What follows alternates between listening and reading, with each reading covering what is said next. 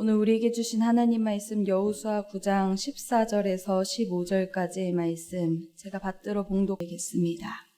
무리가 그들의 양식을 취하고는 어떻게 할지를 여호와께 묻지 아니하고 여호수아가 곧 그들과 화친하여 그들을 살리리라는 조약을 맺고 회중 족장들이 그들에게 맹세하였더라.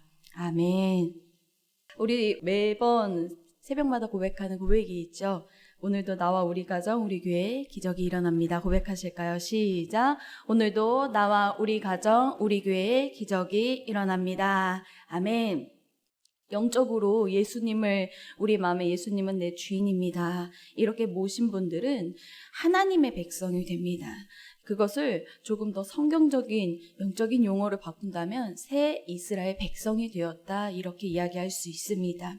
그래서 성경 속에서 택하심을 받은 한 민족인 이스라엘 백성의 이야기들이 이제는 먼 나라 다른 민족의 이야기가 아니라 예수님을 구주로 믿어서 새 이스라엘 된 남들인 목사, 그리고 여러분들의 이야기가 될 수 있는 것입니다.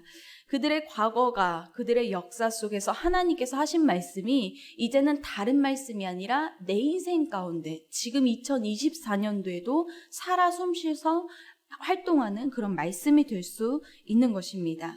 그런 의미에서 본다면 오늘 여호수아 9장의 말씀을 통해서도 이스라엘 백성에게 하신 말씀이, 그리고 그들에게 하나님께서 가르쳐준 그 교훈이 오늘 새 이스라엘 된 우리의 교훈이며 우리의 말씀이 되는 줄로 믿습니다.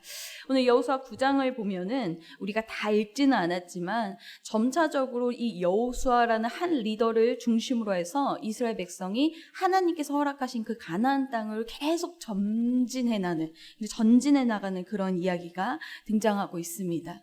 이제 단순히 이제 광야 땅에서 사는 그런 삶이 아니라 약속하신 축복을 진짜 누리려고 하는 그 발자취에 있는 그 상황을 이 여호수아 9장이 이야기하고 있죠. 사랑하는 여러분들, 이번 2024년도가 시작한 지 벌써 12일이 되었습니다. 분명히 여러분들의 한 분 한 분의 인생 가운데 하나님 약속하신 축복이 있는 줄로 믿습니다.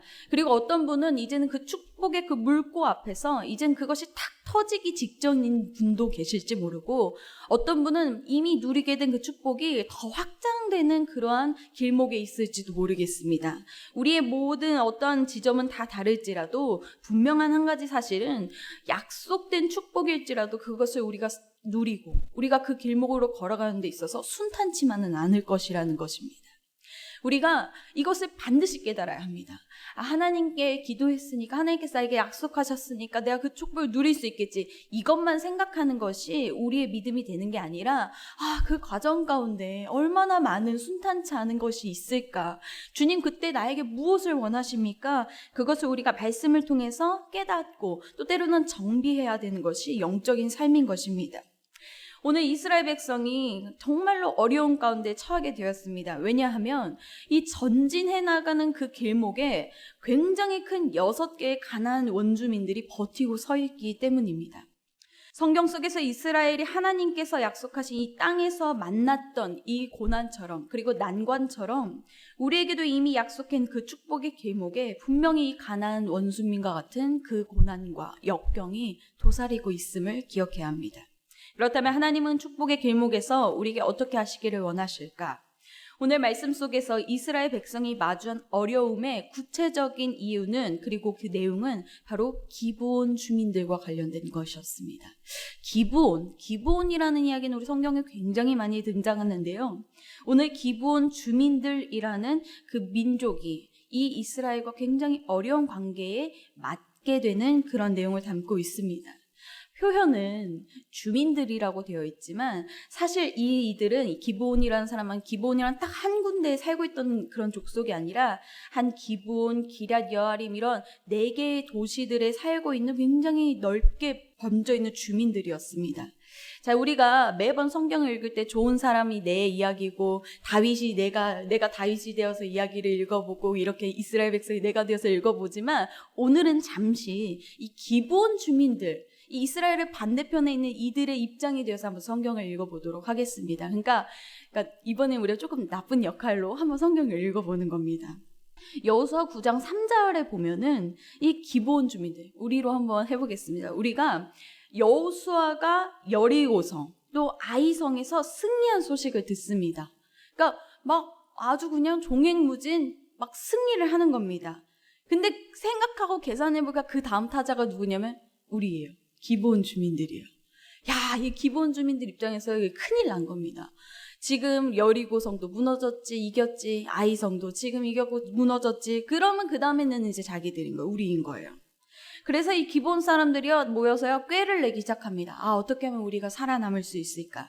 근데 그 꾀 내용은 굉장히 간단합니다.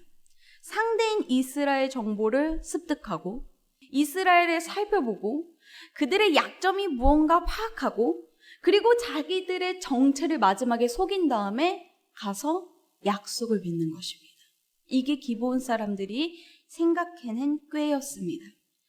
그래서 구체적으로 성경에 보면 이 사람들이 분명히 이스라엘이 그 다음에 진격할 그 지역에 가까운 거리에 있는 사람들이지만 마치 먼 지역에서 온 사람들인 것처럼 신발도 낡은 거 신고 옷도 낡은 옷을 입고 가죽 부대도 완전 헤어 터진 거 그런 거 하고 그 안에다가 심지어 곰팡이가 쓴 빵까지 넣어서 마치 자기들이 다음 타자인 그런 이스라엘의 대적이 아니라 저 멀리 어딘가에서 온 약소국처럼 보이게 그렇게 자신들을 위장했다는 것입니다.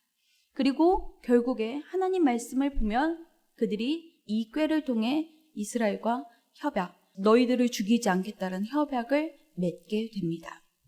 지피지기면 백전백승이라는 이야기가 있죠. 우리는 우리의 적들에 대해서 생각할 때 지피지기면 백전백승 이렇게 나아가지만 반대로 우리의 적들도 우리에게 그렇게 다가옵니다. 우리가 우리의 적들을 알아내려고 하는 것처럼 그렇게 영민하려고 하는 것처럼 밝게 눈을 뜨려고 하는 것처럼 우리의 대적인 사단 마귀도 우리를 그렇게 본다는 것입니다. 우리가 사단의 꾀에 대해서 경계하는 것처럼 사단 마귀 또한 우리를 넘어뜨리려고 경계하고 우리를 그들만의 지식과 지혜를 총동원하여서 우리에게 다가오고 우리에게 다른 모습으로 다가옵니다. 우리만 깨어 있으려고 한다는 것이 아닙니다. 그들도 깨어 있습니다. 9장 4절 말씀에 보면은 꾀를 낸다라는 말이 있는데 보십시오. 생각해보면은 기브온 사람들의 입장에서는 이건 지혜로운 행동입니다. 반대로 이스라엘 입장에서는 굉장히 기만적이고 영악한 생각이라고 할 수 있죠.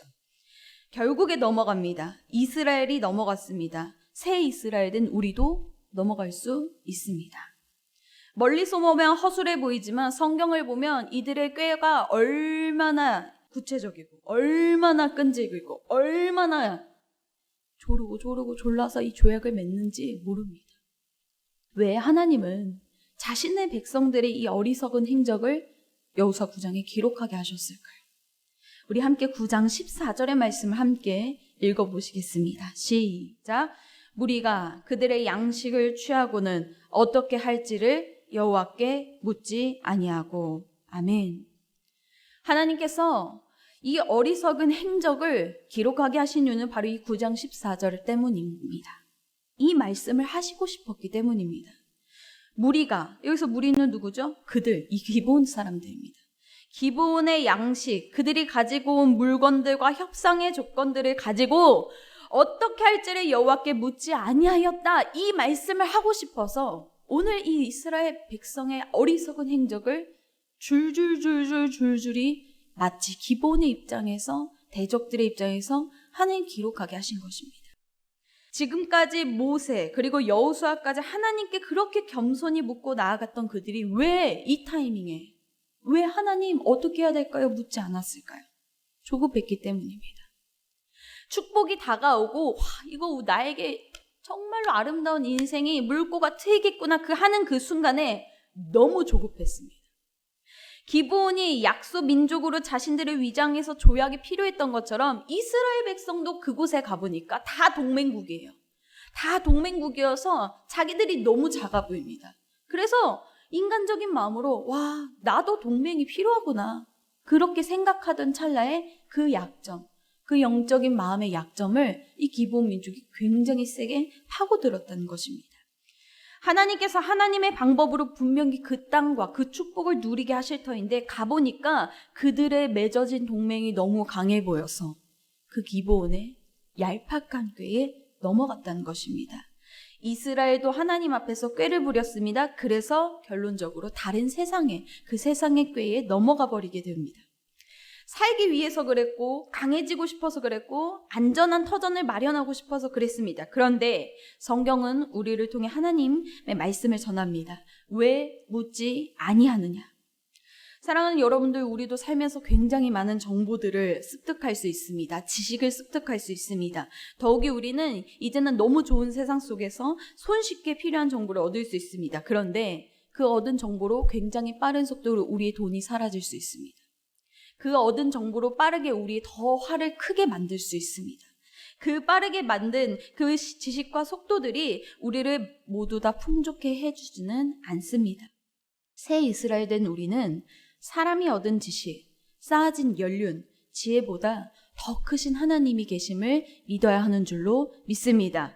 그래서 우리가 물어야 합니다. 저를 따라해 보실까요? 주님, 어떻게 해야 할까요? 다시 한번 해볼까요? 주님, 이 일을 어떻게 해야 할까요? 이것이 우리에게 축복의 그 물고 앞에서 반드시 가져야 하는 영적인 우선순위인 줄로 믿습니다.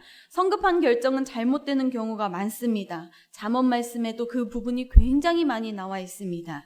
하나님의 사람 다윗은 무슨 일을 행할 때마다 제일 먼저 하나님께 물었습니다. 사무엘하 5장 19절, 다윗이 여호와께 여쭈어 이르되 내가 블레셋 사람에게로 올라가리이까 이것도 물어봤다는 겁니다. 우리가 오늘 결정해야 되는 모든 순간 앞에서 제일 먼저 하나님께 묻기를 원합니다. 마음속으로 물을 수 있습니다. 입 밖으로 물을 수 있습니다. 무시로 하나님 앞에 물어야 합니다. 주님, 오늘 제가 오늘 이곳에 가야 할까요? 주님, 제가 이 선택사항 가운데서 어떤 것을 계약해야 할까요? 주님, 제가 오늘 이 사람과 오늘 만남을 가져야 할까요? 모든 순간과 모든 만남 앞에서 제일 먼저 하나님께 물어 그 모든 나의 이 일을 하나님께서 행하시기를 원하는 그 믿음으로 나아가는 가운데 주님께서 우리의 인사와 만사 가운데 충만하게 역사하실 줄로 믿습니다. 오늘 그렇게 주님께 묻고 나아가는 귀한 새벽 되기를 간절히 축복합니다. 아멘. 함께 기도하시겠습니다. 하나님 아버지, 하나님의 사람된 그리고 하나님의 새 이스라엘 백성된 우리에게 주신 하나님의 말씀을 기억하며 나아갑니다. 주님, 모든 일 앞에서 주여 어떻게 해야 할까요? 물으며 나아가는 주의 복된 백성들 되게 하여 주옵소서. 성령의 인도하심을 받고 성령의 인도하심을 계속해서 구하며 그렇게 나아갈 때마다 주님께서 주신 축복을 온전히 누리며 하나님의 방법대로 우리에게 누리실 그 땅을 정말로 충만하게 흘려보내는, 그리고 그 축복을 충만하게 흘려보내는 오늘 귀한 주님의 주인공들 되기를 간절히 원하며 살아계신 예수님의 이름으로 축복하며 기도합니다. 아멘.